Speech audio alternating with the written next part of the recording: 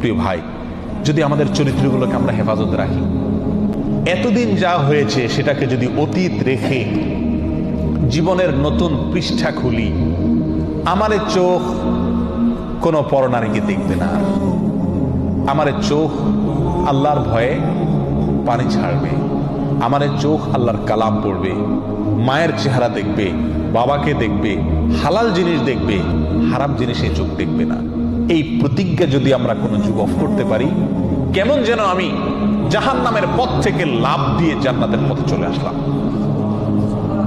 কেমন যেন আমি জাহান্নামে পড়তে যাচ্ছি, সেখান থেকে ঝাঁপ দিয়ে জান্নাতের দিকে ঝুঁকে গেলাম। প্রিয় ভাই, এই চোখের গুনাহ, এই চোখ দিয়ে যে হারাম জিনিস আমরা দেখি, এটা কত জঘন্য, এটা কত জঘন্য।